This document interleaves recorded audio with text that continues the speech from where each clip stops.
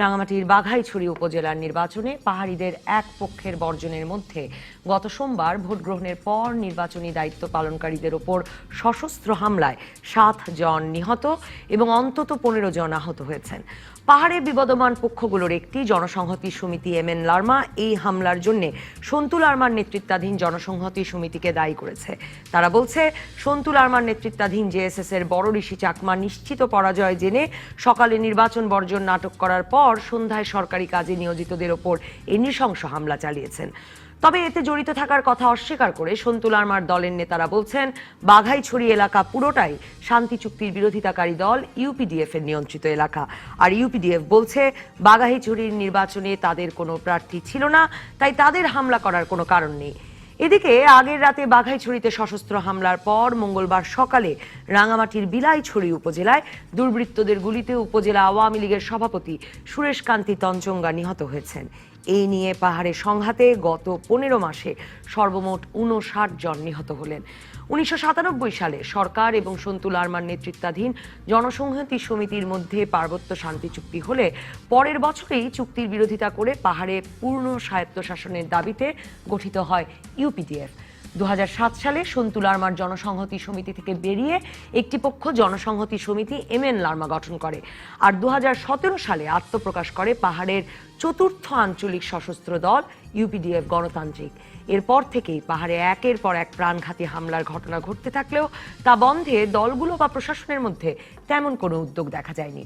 এসব নিয়ে আলোচনায় আজ রাজকাহন স্টুডিওতে আছেন আদিবাসী ও সংখ্যালঘু বিষয়ক সংসদীয় কমিটি ককাসের সভাপতি ফজলে হোসেন বাদশাহ এমপি, বাংলাদেশ আদিবাসী ফোরামের সাধারণ সম্পাদক সঞ্জীব রং এবং পার্বত্য চট্টগ্রাম বিষয়ক আন্তর্জাতিক কমিশনের সদস্য স্বপন আদনান। স্বাগত আপনাদের তিনজনকে। ফজলে হোসেন বাদশাহ এমপি, আপনাকে দিয়ে শুরু করি।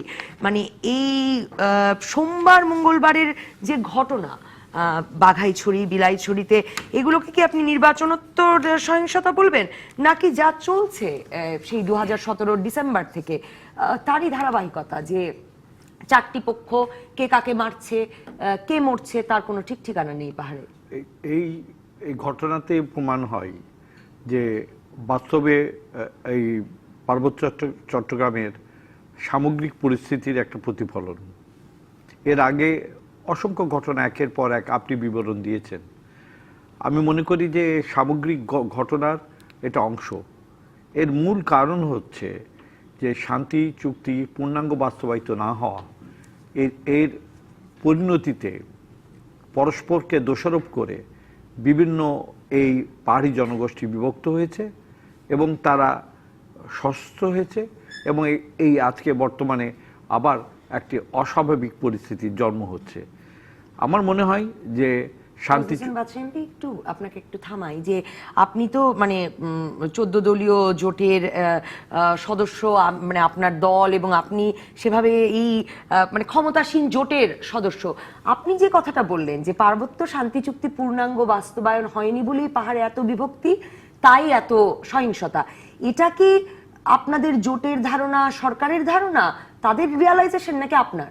না, এটা সরকারেরও ধারণা, জোটেরও ধারণা। কারণ এই সরকারের যে দায়িত্ব ছিল ভূমি কমিশন, মূলত হলো ভূমির উপরে অধিকারকে কেন্দ্র করে। ভূমি কমিশন তার পূর্ণাঙ্গ মানে কার্যকর ভূমিকা এখনো রাখেনি এবং ভূমি কমিশন গঠিত হয়েছে কিন্তু তার কোনো মানে কার্যক্রম শুরু হয়নি। ফলে এটা তো একটা বাস্তবতা। এটা সরকার কি মনে করেন, আমরা কি মনে করি, এটা বড় কথা না। এটা আমাদের মধ্যে পার্থক্য আছে কিনা এটা দেখানোর দরকার নাই। বাস্তবতা হচ্ছে যে শান্তি চুক্তি বাস্তবায়নের সামগ্রিক প্রক্রিয়া এখনো গড়ে ওঠেনি।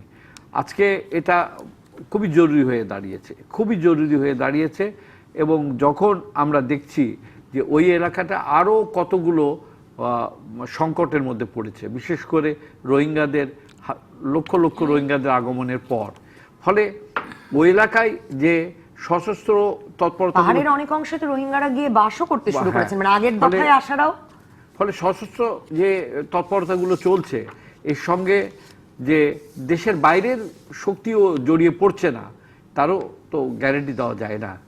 ফলে এখনই কাউকে দোষারোপ না করে পরিস্থিতি স্বাভাবিক করা, আইন শৃঙ্খলা পরিস্থিতি ফিরিয়ে আনা, এবং আমার মনে হয় যে এই ঘটনাটির একটি সুষ্ঠু তদন্ত জরুরি হয়ে পড়েছে। এই সুষ্ঠু তদন্তের কথা এর আগেও বলা হয়েছে, এবং এর আগেও আপনিও গেছেনও, মানে পরিদর্শনেও। আমি লঙ্গ দুর্ঘটনার পর, মাটিরাঙ্গার ঘটনার পর আমি জানতে চাইবো যে কি পাওয়া গেল, কি ঘটলো, মানে বন্ধ কেন করা যাচ্ছে না? সেই হত্যা বন্ধে সরকার বা প্রশাসন কি করছে সেটা আমি শুনতে আপনার কাছে আসবো। ডক্টর স্বপন আদনান, আমি আপনার কাছে জানতে চাই যে আমার এটাই প্রশ্ন যে পাহাড়ে এত হত্যা কেন, মানে কি শুরু হলো, মানে থামছে না কেন রক্তপাত? পাহাড়ে হত্যা অনেক দিন থেকেই হচ্ছে, নতুন কিছু না। তো যেটা পরিবর্তন হচ্ছে যে কে কাকে হত্যা করছে এবং সেটার পেছনে কি ধরনের যুক্তি। যতটুকু আমরা বুঝতে পারি বাইরে থেকে, তাতে কিছুকাল ধরুন 2017 শেষ দিক থেকে একটা পাল্টি আক্রমণ চলছে, যেটা অনেকটা একটা ব্লাড ফিউডের মতো, যে এক দলের কাউকে মারলে তখন বিপক্ষ দলের অন্য কাউকে মারা হয়, এবং এই ভাতৃঘাতী সংঘাত কারোই স্বার্থ উদ্ধার করছে না, এবং এটা আত্মবিনাশের একটা পথের মতো, একটা সুইসাইডাল অ্যাটেম্পটও মনে হয়। তো কাজেই এটা কোন রেশনালিটি, কোন যুক্তিতে এটা হচ্ছে, এটা বোঝা খুব মুশকিল। একমাত্র প্রতিহিংসার রাজনীতি আমরা দেখতে পাচ্ছি, কিন্তু প্রতিহিংসা তো খুব দূরে তাকায় না, স্বল্প নিয়ার সাইটেড, কাছাকাছি স্বার্থের দিকে তাকায়। এখনকার যে ঘটনাটা আমরা যেটা দেখলাম, এখানে একটা ব্যতিক্রম গত কয়েক বছরের, সেটা হচ্ছে যে এক পক্ষ অন্য পক্ষকে হত্যা করার বদলে একটা রাষ্ট্রীয় কর্মকাণ্ডের কর্মকর্তাদের উপরে আক্রমণটা হয়েছে। এটা একটা আনইউজুয়াল প্যাটার্ন, এটা আমরা আগে দেখিনি, এবং এটা বিশ্বাস করা খুব কঠিন, কারণ ওই এলাকাটা প্রচণ্ড সিকিউরিটাইজড একটা এলাকা। মানে সাজেক থেকে বাঘাইহাট দীঘিনালার যে রাস্তাটা, ওটা তো সাংঘাতিকভাবে, মানে ওখানে সবসময় একটা পেট্রোল চলছে, নজরদারি আছে, সেনাচৌকি তো আছে, কিন্তু তার চেয়ে বেশি টহল বাহিনী আছে। বিশেষ করে সাজেকে যে কনভয়গুলো যায়, সেগুলোর সাথে এসকর্ট থাকে। এই ঘটনাটা ঘটেছে কিন্তু সাজেকের রাস্তায় না, এটা ঘটেছে বাঘাইছড়ির রাস্তায়, যেটা এই হাইলি সিকিউরিটাইজ এলাকার থেকে একটু ভিন্ন। এইটা হচ্ছে একটা দিক, যে এই এলাকাটা নিরাপত্তা যে চাদর, তার থেকে বোধহয় একটু বাইরে, যতখানি কড়াভাবে বাঘাইহাটে আছে, সাজেকে আছে, তার থেকে বোধহয় একটু কম। এটা একটা। আরেকটা প্রশ্ন হচ্ছে যে এটা কি আসলেই এই রাষ্ট্রীয় নির্বাচন যারা পরিচালনা করছেন তারাই কি টার্গেট ছিলেন, না টার্গেট অন্য কেউ ছিল, ভুল করে কিংবা বাই মিস্টেক এটা হয়েছে কিনা, এরকম একটা অনুমান কিংবা হাইপোথিসিস সাংবাদিকদের সাথে কথা বলে শুনেছি। তো এটা, এবং কাল রাতে এত বড় ঘটনার পরে আবার, মানে আজকে অন্য এলাকায়, কিন্তু আবার আজকেও মানে দুর্বৃত্তদের গুলিতে একজন মানে উপজেলা আওয়ামী লীগ সভাপতি নিহত হলেন। মানে এরকম একটা ব্যাপার কিনা যে মানে মানে তার মানে কাল রাতের পরেও এটা হওয়াটাও তো খুব একটা তাৎপর্যপূর্ণ। আরো গুরুতর, এই দুটো ঘটনা পরস্পর সম্পর্কিত কিনা আমরা জানি না, কাকতালীয় হতে পারে, দুটো দু গ্রুপেরও কাজ হতে পারে, গ্রুপের কাজও হতে পারে, ভিন্ন ভিন্ন স্বার্থের কারণে হয়তো হলো। কিন্তু যেটা এটা প্রকাশ করে, ম্যানিফেস্ট করে, সেটা হচ্ছে যে ওখানে পার্বত্য চট্টগ্রামের যে সামাজিক রাজনৈতিক যে অবস্থান, তার মধ্যে নানা ধরনের অসহিষ্ণুতা বহুদিন থেকে চলছে, এবং বর্তমানে এটা কোনো কোনো ক্ষেত্রে মানে অলমোস্ট একটা বিস্ফোরণের মতো বেরিয়ে আসছে। এবং সেটা কেন হচ্ছে সেটা বুঝতে গেলে ঠিক এই ঘটনাগুলোর স্পেসিফিক যে কারণ, তার চেয়ে অনেক বেশি হয়তো ফজলে হোসেন বাদশা যেটা বলেছেন, আমি ওনাকে সমর্থন করেই বলছি যে আমরা যদি কি কারণে শান্তি চুক্তিটা হলো, তার আগের সংঘাতটা কি ছিল, এবং শান্তি চুক্তির পরে সেই সংঘাতগুলো নির্মূল করার, সরিয়ে দেওয়ার, নিরাময় করার যথাযথ ব্যবস্থা হয়েছে কিনা, সেদিকটা যদি আমরা দেখি, তাহলে এটা কিছুটা উত্তর পাওয়া যায়। খুব সংক্ষেপে উত্তর হচ্ছে যে কারণগুলোতে সংঘাত হয়েছিল সেগুলো শান্তি চুক্তির পরে কমে নাই, আরো বেশি অনেক ক্ষেত্রে হয়েছে। একটা যেমন হচ্ছে ভূমি দখল।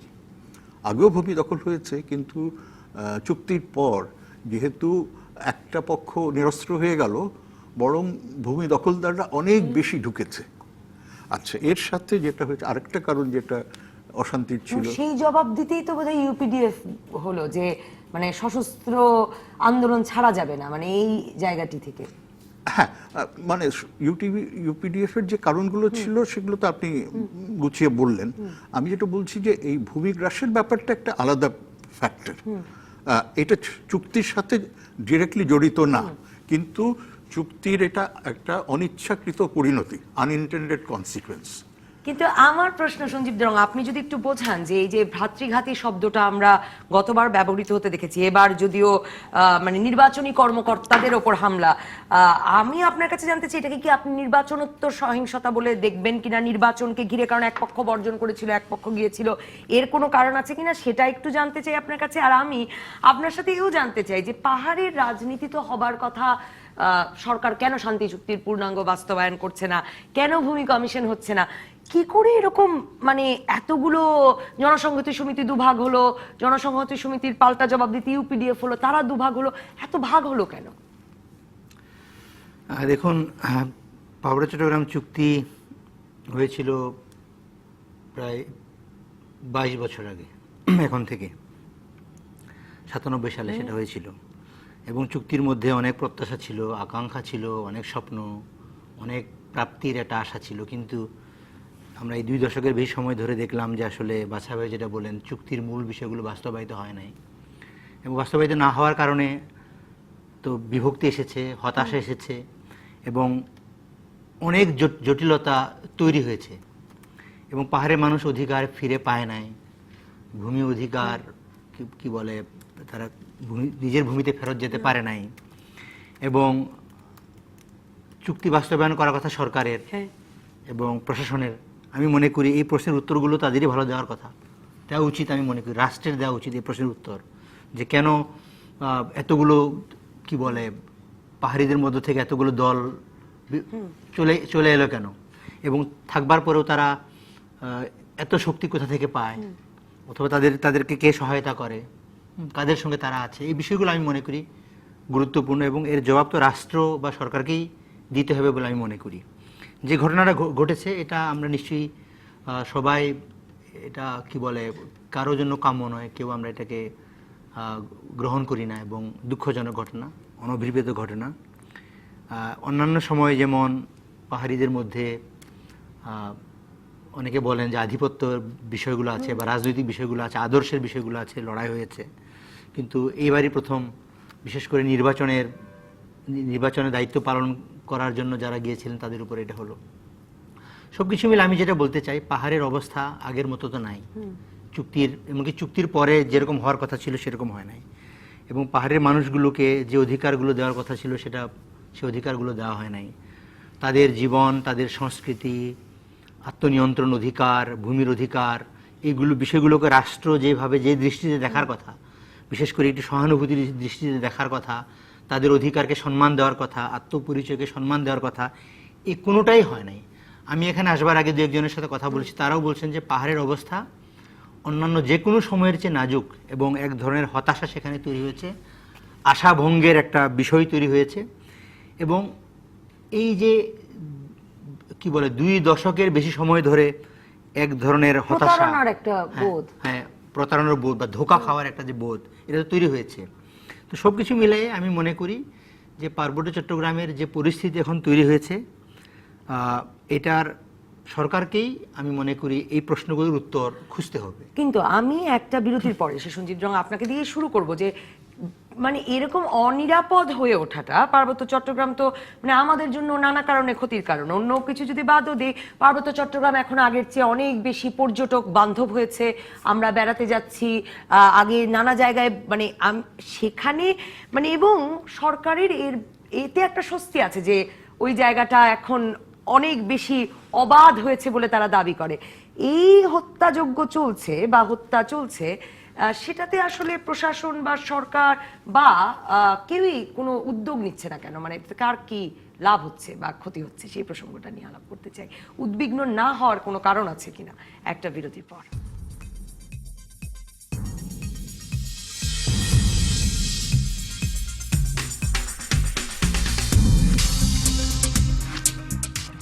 ফিরে এলাম রাজকাহনে। আমি সঞ্জিত রং জানতে চাইছিলাম যে মানে পাহাড়ে এই রাজনীতির মানে মানে চাইবার তো কথা শান্তি চুক্তির পূর্ণাঙ্গ বাস্তবায়ন। আপনি বলছিলেন যে একটা হতাশা তাদের মধ্যে ঘিরে ধরেছে, যে নানা পক্ষ তার ফলে সৃষ্টি হয়েছে। আমি জানতে চাইছিলাম যে মানে সেখানে আসলে এই রাজনীতিটা কেন, মানে রাজনীতি এত সশস্ত্র হয়ে উঠলো কি করে, সেইটা দিয়েই যদি শুরু করি। এবং তাতে সরকার যে কোনো মানে করছে না, মনোযোগ দিচ্ছে না বা কোনো ব্যবস্থা নিচ্ছে না। 2017 ডিসেম্বর থেকেই যদি ধরি যে 15 মাসে 59 জন মারা গেছে, এই যে কোনো মনোযোগ দিচ্ছে না, সেটার কারণটা কি? কারণ পাহাড়ে অবাধে যাতায়াত করা যায়, পাহাড়ে আমরা এখন বেড়াতে যেতে পারি, এই নিয়ে তো প্রশাসন সরকারের ভেতরেও একরকমের গৌরবও আছে। আবার দেখবেন, আপনি পর্যটনের কথা বলছিলেন, হ্যাঁ, যে নতুন নতুন রাস্তা হয়েছে, ভালো ভালো বিল্ডিং হয়েছে, আমরা ইউটিউবে বা সামাজিক যোগাযোগ মাধ্যমগুলোতে দেখি, সাজেক বা আমাদের গৌরব হয়ে উঠেছে এই বিষয়গুলো বলা হচ্ছে। পাহাড়ের অনেক গভীর পর্যন্ত রাস্তা চলে গেছে, সাজেকের বিস্তৃত অঞ্চল পর্যন্ত রাস্তা চলে গেছে, এবং আমাদের সেনাবাহিনী হয়তো পর্যটনের দায়িত্বেও আছেন। এর পাশাপাশি কিন্তু পাহাড়ি জনগণের, পাহাড়ি মানুষের, সেখানকার স্থানীয় মানুষের আবার কিছু বক্তব্য আছে। তারা হয়তো এক ধরনের আতঙ্ক বা ভয় বা অনিশ্চয়তা দেখতে পাচ্ছেন যে তাদের জায়গা জমি চলে যাচ্ছে, পাহাড়ের উপর তাদের অধিকার নিয়ন্ত্রণ চলে যাচ্ছে, এবং পাহাড়ের উপরে ভূমির উপর নিয়ন্ত্রণ চলে যাওয়া মানে তাদের পরিচয়ের একটা সংকট তৈরি হওয়া। কারণ পাহাড়ি মানুষের সংস্কৃতি, জীবনধারা তো ভূমির সঙ্গে, পাহাড়ের সঙ্গে জড়িত। এখন যদি তাদের এই অধিকারগুলো চলে যায়, তাদের পরিচয়, আত্মপরিচয় একসময় তো সংকটের মুখে পড়বে। এই বক্তব্যগুলো কিন্তু আছে। তো পাহাড়ের মানুষেরা কি আসলে পর্যটন চেয়েছিলেন? এইভাবে কি তারা পর্যটন শিল্প বিকাশ চেয়েছিলেন কিনা, এটা একটা বড় প্রশ্ন। তারপর আপনি বলছিলেন যে কিছু যোগ করতে। হ্যাঁ, আমি বলতে যাচ্ছিলাম যে সঞ্জীব যা বলেছেন তার সাথে আমি যোগ করছি যে যে জিনিসটা হয়েছে, যে এই এলাকাগুলো সাজেকের মতো যেগুলো এতদিন পর্যন্ত মোটামুটি প্রোটেক্টেড ছিল, সেগুলো খুলে দেওয়ার পরে এখন অবাধে অনেকগুলো জিনিস হচ্ছে, যেগুলো যারা পর্যটক এবং যারা সৌন্দর্য উপভোগ করে আসেন তারা হয়তো টের পান না। একটা সঞ্জীব অলরেডি বলেছে, এই ট্যুরিজম রিসর্টগুলোর জন্য বহু জায়গা বেদখল হয়েছে, এবং সেখানে যে পাহাড়ি গ্রাম কিংবা পাড়াগুলো ছিল সেখানকার মানুষরা উৎখাত হয়েছে। কিন্তু শুধু সেটাই না, যেটা হচ্ছে যে ট্যুরিস্টদের দেখানোর জন্যে পাহাড়িদের যে আত্মপরিচয়, যে এথনিক পরিচয়, সেই আত্মসত্তাটা একটা বিক্রির জিনিসে পরিণত করা হয়েছে। ওই ধরনের পোশাক, ওই ধরনের খাবার, ওই ধরনের জিনিস কিন্তু খুব বানোয়াট, খুব কমার্শিয়ালভাবে তৈরি করা হচ্ছে। এটা ডিরেক্ট প্রভাব আছে পাহাড়িদের খাদ্য সংস্থানের ওপরে। যেমন ধরুন ওইখানকার রেস্তোরাঁগুলোতে আপনি যদি রুইলুই মৌজা, সাজেকের অথবা পার্বত্য চট্টগ্রামের শহরগুলোতে, ডিস্ট্রিক্ট শহরগুলোতে আসেন, দেখবেন যে পাহাড়ি খাবার পাওয়া যাচ্ছে। তার মধ্যে বন্য প্রাণী থেকে শুরু করে বিভিন্ন আপনার বন্য হার্বস, লতা পাতা, এগুলো আসছে। তো এই বন্য এলাকাগুলো হচ্ছে পাহাড়িদের সুপার মার্কেট। তাদের তো মার্কেট ইকোনমি সেই অর্থে নাই। কোনো একটু কিছু অভাব হলে তারা পাহাড়ে চলে যায়, ওখান থেকে তারা এই সংস্থানটা করে নিয়ে আসে। এখন যে চাপটা পড়ছে ক্রমাগত, একটা বাণিজ্যিক চাপ ট্যুরিজমের, তার ফলে এই যে বন্য খাবারগুলো, জীবনাচারটা, মানে তারা ওখানেই বাস করেন, ওখানেই চাষ করেন, ওখান থেকেই খাদ্য সংগ্রহ করেন, সেই সাইকেলটা ব্যাহত হচ্ছে। সেটা হচ্ছে, আমি চাষের সাথে, জুম চাষের সাথে আমি বলছি যে আরেকটা খুব গুরুত্বপূর্ণ জিনিস হচ্ছে আহরণ করা, কালেক্টিং অ্যান্ড গ্যাদারিং, যেটা বনাঞ্চল থেকে হয়। সেটা যেহেতু বনাঞ্চল এমনিতে উজাড় হয়ে যাচ্ছে অনেকগুলো কারণে, দখল হয়ে যাচ্ছে, রাবার প্লান্টেশন হচ্ছে, তার সাথে আপনি ট্যুরিজমের যে চাহিদা সেইটা মেটানোর চাপটা দিচ্ছেন। তো বেসিক্যালি খাদ্যাভাবও তো হয়েছে গত 2 বছরে পাহাড়ে ভীষণ ভাবে। আপনি সাজেকে হয়েছে, থানচিতে হয়েছে, লক্ষ্মীছড়িতে হয়েছে। কাজেই এটা হয়তো সব জায়গায় হয়নি, কিন্তু হচ্ছে, যেহেতু পাহাড়ি জীবনের যে জীবিকার অস্তিত্ব বেঁচে থাকার যে উপাদানগুলো সেগুলো ক্রমাগতভাবে এই সব নীতি এবং তার সাথে যে বাণিজ্যিক কর্মকাণ্ড সেগুলোর ফলে ওগুলো ধ্বংস হয়ে যাচ্ছে। একদম ব্যাহত করছে। আমার মনে হয় এটা তো পরিষ্কার হলো। আমি আরেকটা প্রশ্ন করতে চাই সঞ্জীব রং আপনাকে, যে আসলে মানে উপজেলা নির্বাচনের পরে তো এই ঘটনাটা ঘটলো, অন্যদিকে আবার আমরা জানি জেলা পরিষদ নির্বাচন মানে শান্তি চুক্তির যেটা খুব গুরুত্বপূর্ণ উপাদান, যে পার্বত্য জেলা পরিষদগুলো 3টি আলাদা, মানে তারা নিজেদের মতো কাজ করবে। পার্বত্য সমাজে যে একটা প্রশাসনিক ব্যবস্থা, হেডম্যান, পাড়া প্রধান, তাদেরকে সহ এই জেলা পরিষদগুলো আসলে নির্বাচিত জনপ্রতিনিধি দিয়ে কাজ করবে, তা তো হয় নাই। কারণ তা করতে আবার পাহাড়ে একটা স্থায়ী বাসিন্দাদের ভোটার তালিকা তৈরি হওয়ার কথা ছিল, যেটাও খুব সিগনিফিকেন্ট, সেটাও তো তৈরি হয় নাই। মানে কোনো ভোট হচ্ছে, কোনো ভোট হচ্ছে না, তার মানে ওখানে না। সবকিছু মিলে আপনার এই পার্বত্য চট্টগ্রাম চুক্তি বা শান্তি চুক্তির মূল বক্তব্যই ছিল হলো পাহাড়ের মানুষগুলোকে এক ধরনের স্বশাসন দেওয়া, আত্মনিয়ন্ত্রণ অধিকার প্রতিষ্ঠা করা। 3 জেলা পরিষদের চেয়ারম্যান হবেন পাহাড়ি বা উপজাতি, ওই শব্দ ব্যবহার করা হয়েছে, বা আদিবাসী। এবং আঞ্চলিক পরিষদের চেয়ারম্যানও হবেন পাহাড়িদের মধ্য থেকে। এবং তারাই পার্বত্য চট্টগ্রামের উন্নয়ন, সেখানকার জীবন জীবিকা, এমনকি আইন শৃঙ্খলা সবকিছু তারা নিয়ন্ত্রণ করবেন, এটাই কথা ছিল। নির্বাচন করবে ওই এলাকার স্থায়ী বাসিন্দা মানে পাহাড়ি জনগণ এবং বাঙালিদের মধ্যেও যারা ওই স্থায়ী বাসিন্দার সনদ যারা পাবেন, এবং স্থায়ী বাসিন্দার সনদ কারা প্রদান করবেন, এই সব কিছু চুক্তিতে সুস্পষ্টভাবে লেখা আছে। কিন্তু এই মূল কাজগুলো তো হয় নাই, যে কারণে জেলা পরিষদগুলো আপনার যে সরকার আসে, এই সরকারের আমলে এই সরকারের লোকজন, অন্য সরকারের সময় অন্য সরকারের লোকজনকে দিয়ে এই জেলা পরিষদগুলো চলছে। অথচ এই জেলা পরিষদগুলোই হওয়ার কথা ছিল পাহাড়ি মানুষদের কি বলে আকাঙ্ক্ষা বা স্বপ্নের একটা জায়গা। সেই জায়গায় কার্যকর কোনো পদক্ষেপ গৃহীত হয় নাই। সবকিছু মিলে আমি যেটা বলতে চাই, এক ধরনের অনিশ্চয়তা এবং তাদেরকে এক্সক্লুডেড করে রাখা, তাদেরকে বাইরে রাখার একটা আমি মনে করি রাষ্ট্রীয় প্রবণতা, সেটা খুব ভাবনার বিষয়। এবং আপনি পর্যটনের ব্যাপারে বলছিলেন, পর্যটনের থেকে তো তাদের চিন্তা করতে হবে যে এই পর্যটন থেকে যেন স্থানীয় মানুষেরা উপকৃত হয়, তাদের যেন একটা অংশীদারিত্ব থাকে, ইকো ট্যুরিজম যেন হয়। কিন্তু বাস্তবে আসলে বাইরের মানুষগুলো সব এই নিয়ন্ত্রণগুলো করছে, এটাও তো তাদের এক ধরনের কি বলে হতাশার জায়গা তৈরি করছে। আমি বলতে চাচ্ছিলাম যে সঞ্জীব যে কথাটা বললেন, যে হিল ডিস্ট্রিক্ট কাউন্সিল, পাহাড়ি জেলা পরিষদ যেগুলো, সেগুলোর রাজনীতিটাও যদি চালু হতো, রাজনীতি এমনি তারা তো কাজে চালু আছে, কিন্তু নির্বাচন ভিত্তিক প্রতিযোগিতামূলক একটা ব্যবস্থা যদি আসতো, আমরা চিন্তা করে দেখতে পারি এটার প্রতিক্রিয়া কি হতো। এখন যারা বিবদমান, যাদের মধ্যে বিবাদটা কখনো কখনো আগ্নেয়াস্ত্র ব্যবহার করা, হত্যার দিকে চলে যাচ্ছে, তারা যদি ওই জেলা পরিষদ কেন্দ্রিক যে রাজনীতি এবং তার সাথে জাতীয় রাজনীতিতে যদি পূর্ণাঙ্গভাবে অংশ নিতে পারতেন, এই যে শক্তিগুলো, মানে তাদের প্রতিনিধিত্বটা যেভাবে নিশ্চিত হতো, অন্য খাতে যেতে পারতো। সেটা যেহেতু যেতে পারছে না, যেহেতু স্বাভাবিক রাজনীতির পথগুলো অবরুদ্ধ হয়ে আছে, সেই জন্যে এটা এই আমরা যেসব ঘটনা দেখতে পাচ্ছি সেগুলোতে পরিণত হচ্ছে। আরেকটা জিনিস চিন্তা করে দেখুন, যেহেতু রাজনীতি নাই, যেহেতু নির্বাচন ভিত্তিক না, এই জেলা পরিষদগুলোতে যারা আছেন তারা সব মনোনীত।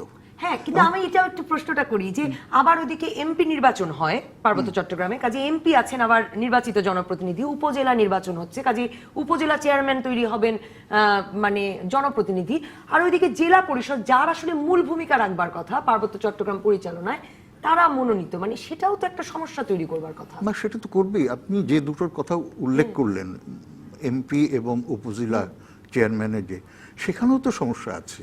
মানে এটা শুধু পার্বত্য চট্টগ্রামের সমস্যা না, সারা দেশই। যে আমরা যদি একদিকে চাই যে স্থানীয় সরকার স্বায়ত্ত শাসন ভিত্তিক, সেটা শক্ত হোক, আবার অন্যদিকে কেন্দ্রীয় লেজিসলেটিভ অ্যাসেম্বলি, পার্লামেন্টের সংসদের এমপিকেও যদি সেটার উপরে খবরদারি করার ক্ষমতা দেওয়া হয়, এই দুটো তো পরস্পর বিরোধী। ফজলে হোসেন বাদশাহ এমপি, আপনার কাছে জানতে চাই যে সরকার যথেষ্ট কিছু করছে না কেন? মানে এই সংঘাত বন্ধ করবার পথ কি, সরকার কি করতে পারে, সরকার যথেষ্ট কিছু করছে কিনা? আর তার সঙ্গে আমি আপনার কাছে জানতে চাই যে মানে আপনার কি মনে হয়, মানে পাহাড়ে এত অস্ত্র আসছে কোত্থেকে? আমি তার আগে একটা অন্য প্রসঙ্গ বলতে চাই, যে সেটা হলো যে পক্ষের সাথে শান্তি চুক্তি হয়েছিল, জনসংহতি সমিতি, আমরা বাংলাদেশের রাষ্ট্রশক্তি তাদের সাথে শান্তি চুক্তি করার পর তাদেরকে আমরা যদি বাংলাদেশের মূলধারা রাজনীতির সাথে জেএসএসকে স্বীকৃতি দিয়ে আমরা ধরে রাখতে পারতাম, সেখানে আমরা যদি মনোযোগী হতাম, তাহলে সংকটের অনেকখানি নিরসন হতো। আর সেই যে নিরসন না হওয়া, তার অন্যতম কারণ যেটা হলো জেলা পরিষদ এর কথা আপনারা আলোচনা করলেন, কিংবা ভূমি কমিশন নিয়ে আলোচনা করলেন, এবং ফলে দেখা গেল যে শান্তি চুক্তি বাস্তবায়ন না হওয়ার যে হতাশা, সেই হতাশা থেকে এই জেএসএস ভেঙে গেল। জেএসএস ভেঙে যে কি আমাদের লাভ হয়েছে? লাভ হয়নি। এই জেএসএস ভেঙে টুকরো টুকরো হয়ে যাওয়া অর্থই হলো যে তারা ভাবলো যে জেএসএস এর নেতৃত্বে, জনসংহতি সমিতির নেতৃত্বে আমরা শান্তি চুক্তি করে ভুল করেছি, অর্থাৎ আমাদের আনস্টাগলি আমাদের একটা পথ, অন্য শক্তিগুলো তারা আবার অস্ত্র তুলে নিল। এখন জেএসএস যদি আত্মরক্ষার জন্য অস্ত্র তুলে নিয়ে থাকে, তাহলে স্বাভাবিকই সব পক্ষই এখন মানে সশস্ত্র সংঘাতে জড়িয়ে পড়েছে। এটাই তো বাস্তবতা।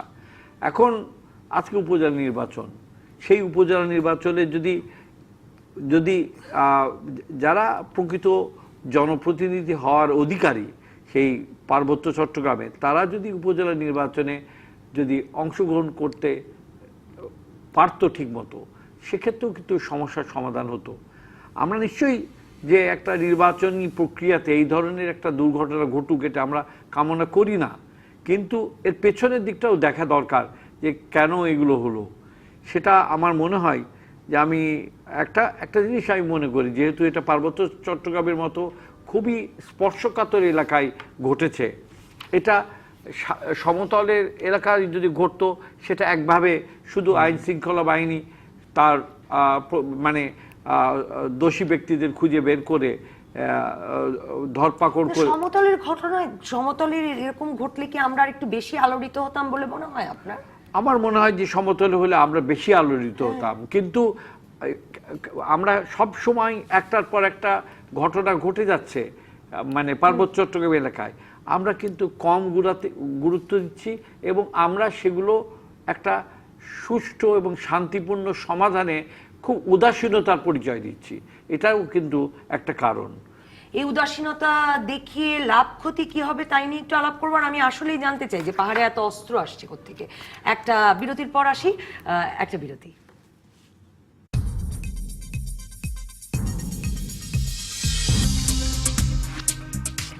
ফিরে এলাম রাজকাহনে। আমি ফজলে হোসেন বাদশাহ এমপি। আপনার কাছে জানতে চাই যে মানে এই যে আপনি বলছেন যথেষ্ট করে নাই, কেউ তো এমন আলোড়িত হয় না পাহাড়ে কিছু ঘটলে, এবং যথেষ্ট উদ্যোগ নেওয়া হয় নাই, না নিয়ে কি লাভ কি ক্ষতি? মানে পাহাড়ে সহিংসতা থাকলে কি সেটা পাহাড়েই থাকবে?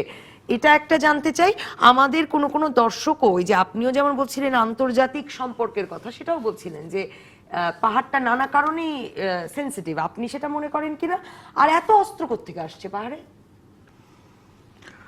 পাহাড়ে তো অস্ত্র আসার অনেক পথ আছে, সেটা তো আমরা নিশ্চয়ই বুঝি যে পাহাড়ে অনেক অস্ত্র আসার পথ আছে। এমনকি বাংলাদেশের ভিতরে অস্ত্র আসার পথ অনেক দিক দিয়েও আছে, শুধু পাহাড়ের দিক দিয়ে না, উত্তর দিক দিয়েও আছে। আমরা মনে আছে যে আমাদের কানসার এলাকাটা, যেটা শিবগঞ্জ এলাকা, এই এলাকা দিয়ে সবচেয়ে বেশি অস্ত্র আসে ভারত থেকে, এবং সেই অস্ত্র তৈরি হয় সীমান্ত এলাকায়। এবং আমরা জানি যে এই যে হলি আর্টিজানে যে অস্ত্রগুলো ব্যবহার হয়েছে, এগুলো সম্পর্কে সরকার কোনো বিবৃতি দিয়েছে কিনা আমার মনে নেই। পুলিশ বলেছে যে ওই পার থেকে অস্ত্র এসেছে। এটা তাহলে কারা তৈরি করেছে? এটা ভারতীয় একটা, বিহারে একটা অস্ত্র কারখানা আছে, সেই অস্ত্র কারখানা থেকে যারা রিটায়ার্ড পিপুল, তারা অস্ত্র তৈরির কাজে ভাড়া খাটে এবং তারা অস্ত্র বিক্রি করে। এবং এটা মিয়ানমারি ইয়াবা কারখানা ওই পারে, ওইখানে অস্ত্র কারখানা। এবং ভারতীয় রাজনীতিতে সেই অস্ত্রের ব্যবহার হয়, বাংলাদেশের রাজনীতিতে সেই অস্ত্র ব্যবহার হয়, এটা তো সবার জানা। তো এটা নিয়ে আমি পুলিশে চাকরি করি না, আমি রাজনীতি করি, আমাকে এটি বেশি জিজ্ঞেস করা ঠিক না। কিন্তু মানে পাহাড়ের অশান্তি পাহাড়েই থাকবে কিনা, না, তো আমাদের জন্য- আমার কথা হচ্ছে যে খুবই দুঃখজনক যে এটা আমাদের দেশে একটা উগ্রবাদ কাজ করেছে, এবং সেটা আজকে ইলেকশনের যারা প্রিজাইডিং অফিসার যারা ছিলেন, সহকারী প্রিজাইডিং অফিসার সহ মৃত্যুবরণ করেছে। এটা দুঃখজনক ঘটনা। কিন্তু আমাদের মনে হয় উগ্রবাদ সেটা পাহাড়েও যদি জন্ম লাভ করে আর সমতলেও যদি জন্ম লাভ করে। 2014 5ই জানুয়ারি নির্বাচনের কথা চিন্তা করুন তো, ঠাকুরগাঁয়ে সহকারী প্রিজাইডিং অফিসারকে মারা, জয়পুরহাট, ঠাকুরগাঁ, জয়পুরহাটে পুলিশ মারা গেছে, তারা হামলার শিকার হয়েছে। এটাই তো বাস্তবতা। অতএব এটাকে শুধুমাত্র এটা ইয়েদের ঘাড়ে চাপিয়ে না দিয়ে, পার্বত্য চট্টগ্রামের পাহাড়ি জনগোষ্ঠীর ঘাড়ে না চাপিয়ে, এটা যে কোনো ধরনের উগ্রবাদ বাংলাদেশে সৃষ্টি হওয়ার পথগুলো বন্ধ করা দরকার। এবং আমি মনে করি যে পার্বত্য চট্টগ্রামের মানুষের মধ্যে যে ক্ষোভ এবং হতাশা কাজ করছে, তা নিরাময়ের জন্য আমাদের বাস্তব উদ্যোগ নেওয়া দরকার। ডক্টর স্বপ্ন আদনান, আপনার কাছে আমি জানতে চাই যে আসলে কি মানে পাহাড়ের অশান্তি, পাহাড়ের সহিংসতা, কারণ ওই যে মানে কিছুদিন পর পর এরকম শিরোনাম হবে, দুদিন আমরা আলোচনা করব, তারপরে তো আবার পাহাড় একটা শান্তিময় নৈসর্গিক পরিবেশের জায়গা। আমি আপনার কাছে জানতে চাই যে মানে আমাদের ধারণায় মানে আমাদের পারসেপশনটা এমন, আমি জানতে চাই যে পাহাড়ে অশান্তি সহিংসতা কি পাহাড়েই আটকে থাকবে? মানে আমাদের উদ্বিগ্ন হবার বিশেষ কোনো কারণ আছে? আমাদের উদ্বিগ্ন হওয়ার, আমরা যারা নগরবাসী অনেক দূরে থাকি, আমাদের উপরে সেটা আছড়ে পড়বে কিনা সেটা আমি জানি না। কিন্তু আমরা পাহাড় সম্বন্ধে যে ধারণাটা করি যে একটা নৈসর্গিক পরিবেশ আছে, হ্যাঁ, গিয়ে ট্যুরিজমের মতো উপভোগ করা যায়, এটা খুব ডিসেপটিভ। আসল পরিস্থিতি হচ্ছে যে পপুলেশন ডিসপ্লেসমেন্ট যেটাকে বলে, যে বিরাট জনসমষ্টিকে উৎখাত করে এক জায়গা থেকে আরেক জায়গায় স্থানান্তরিত করে দেওয়া হলো। এটা পার্বত্য চট্টগ্রামে 80-র দশক থেকে হচ্ছে, অর্থাৎ 69 থেকে 85 সালে। কেমন এই সময় যে রাজনৈতিক সরকারগুলো ছিল তারা প্রায় 79 থেকে 85 মূল পিরিয়ড এটা, যখন আপনার মানে সংঘবদ্ধভাবে রাষ্ট্রীয় কাঠামোর মাধ্যমে রাষ্ট্রীয় কর্মকর্তাদেরকে দিয়ে এই কাজটা করানো হয়। এমনকি সার্ভে গিয়ে ওখানে বসিয়ে দেওয়া হয়। এমনকি সার্ভে ডিপার্টমেন্ট একটা নতুন সৃষ্টি করে, যখন খাগড়াছড়িতে হয়েছিল, যে বানোয়াট দলিল বানিয়ে সেই দলিলগুলো এই সেটলারদের হাতে দেওয়া হয়। এই প্রক্রিয়াটা কিন্তু ওখানে থেমে থাকেনি। 85 সালে স্থানান্তর করা, ট্রান্সমাইগ্রেশনটা বন্ধ হলো। তারপরে যেটা হয়েছে যে যারা রাবারের প্লট পেয়েছে তারা আরেকটু জায়গা বাড়িয়েছে, সেটলার যারা এক জায়গায় জমি পেয়েছে তারা পাশের গ্রামটাকে আক্রমণ করেছে। আপনি চিন্তা করে দেখুন, নানিয়ারচরে এখন যে এলাকাটা এখন সম্পূর্ণ বাঙালি অধ্যুষিত, সেখানে আগে পাহাড়িরা ছিল। তারা ওখান থেকে উৎখাত হয়ে প্রথমে সাজেক চলে যায়। সাজেকে তারা বেশি দিন টিকতে পারে নাই, তখন তারা পালিয়ে গেছে কিংবা আশ্রয় নিয়েছে এসে কাঁচালং নদীর দুই পাশে মাসালং বলে যে বাজারটা আছে ওটার থেকে উত্তর দিকে। এরকম অন্য যে রিজার্ভ ফরেস্টগুলো আছে সেখানেও আপনি পাবেন, যেমন রেইনখিয়ং ফরেস্ট যেটা বেলাইছড়ি যেটার কথা আমরা শুনছি সেটার থেকে আরও আপস্ট্রিম। তারপরে সাঙ্গু বন যেটা শঙ্খ নদীর ওপরে, শঙ্খ নদীর দুই পাশে, এবং মাতামুহুরি। প্রত্যেকটা এলাকায় যেটা হচ্ছে যে সবচেয়ে দুর্বল পাহাড়ি গোষ্ঠী, যেমন ম্রো একটা গ্রুপ, যারা সংঘাতে যেতে চায় না, যারা অপসারণ করে। এখন যেটা পরিবর্তন আপনি জিজ্ঞেস করছেন এটা চলতে থাকবে কিনা, এটা চলতে পারবে না অনবরত, কারণ বাংলাদেশে একটা সীমান্ত আছে। তো এই গ্রুপগুলোকে তাড়াতে কত দূর নেওয়া যাবে? একটা পয়েন্ট আছে যখন তারা সীমান্তের কাছে পৌঁছে যাবে, যেরকম অবস্থায় আমরা অলরেডি চলে এসেছি এখন। তার ফলে যেটা হচ্ছে, যেটা যদিও এটা সংবাদ মাধ্যমে আসছে না, ক্ষুদ্র হারে এতদিন ধরে অনেক পাহাড়ি গ্রুপ দেশ ছেড়ে হয় বার্মায় অথবা ভারতে চলে যাচ্ছে। এই প্রক্রিয়াটা হয়তো আরো বেশি ত্বরান্বিত হতে পারে। তো কাজেই অনেকগুলো প্রক্রিয়া এখন চলছে। সেই সব প্রক্রিয়া ওগুলো ত্বরান্বিত হবে, মানে আরো পাহাড়িরা দেশ ছাড়বেন। কিন্তু আমি বলছি যে পাহাড়ে অশান্তির কোনো প্রভাব তাহলে সমতলে আসবে না। আমি তো মনে করি আসা তো উচিত, কারণ পার্বত্য চট্টগ্রাম তো আর বাংলাদেশের বাইরে নয়, এবং পাহাড়ের সমস্যা বলি বা পাহাড়ের অশান্তি বলি, পাহাড়ের অধিকারহীনতা বলে, আমি তো মনে করি পুরো বাংলাদেশটাকে স্পর্শ করা উচিত স্পর্শ করবার কথা, এরকম চিন্তা আসা উচিত, বিশেষ করে আমাদের রাষ্ট্র যারা পরিচালনা করেন তাদের।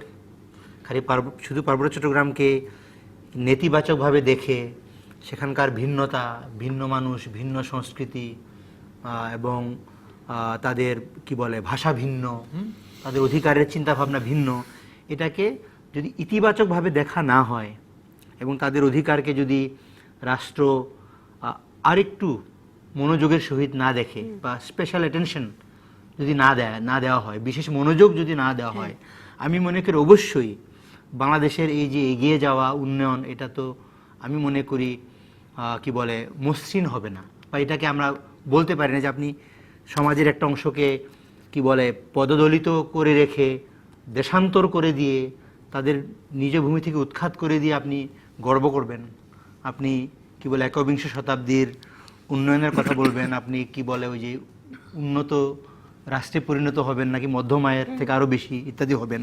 আমি মনে করি সেটা হবে না, সেটা হওয়া উচিত হবে না, এবং সেটা হবে ভুল আমি মনে করি। আমি একটু ইন্টারফেয়ার করি। আপনি উচিত হবে না বলেছেন, আমরা অনেক সময় বলেছি যে এটা যেন আবেদন করছি, আমরা রাষ্ট্রের কাছ থেকে অনুকম্পা চাচ্ছি, তা নয়। কিন্তু আমাদের সংবিধানে কিন্তু আমাদের তাদের সমস্ত ধরনের মানুষ, ভাষা, ধর্ম, বর্ণ, গোত্র সমস্ত অর্থেই সকল মানুষের এই রাষ্ট্রের উপরে যে অধিকার, এটা কিন্তু সুনির্দিষ্ট করা আছে। আমরা সেই জায়গাটা থেকে আমরা সরে যাচ্ছি কিনা, আমরা সংবিধানকেও কিন্তু অবজ্ঞা করছি কিনা, এটা কিন্তু দেখার দরকার। আমি মনে করি আমরা সবচেয়ে বেশি অবজ্ঞা করছি সংবিধানকে, এবং সংবিধানকে যদি মানতাম তাহলেও পার্বত্য চট্টগ্রামের সমস্যার সমাধান হতো। আমি যেটা দেখি, সংবিধানে তো ভালো ভালো কথা আছে, সুন্দর সুন্দর কথা আছে, এই সুন্দর সুন্দর কথাগুলো আমার ক্ষেত্রে আমি মনে করি সংবিধানের একটা শোভা হয়ে আছে, অলংকার হয়ে আছে। বাস্তবে আদিবাসী মানুষের, পাহাড়ি মানুষের দুঃখ হাহাকার দিন দিন বাড়তে থাকে। অসংখ্য ধন্যবাদ সঞ্জীব রং, ধন্যবাদ স্বপন আদনান, ধন্যবাদ ফজলে হোসেন বাদশাহ এমপি, ধন্যবাদ দর্শক। আপাতত বিদায় রাজকাহন থেকে।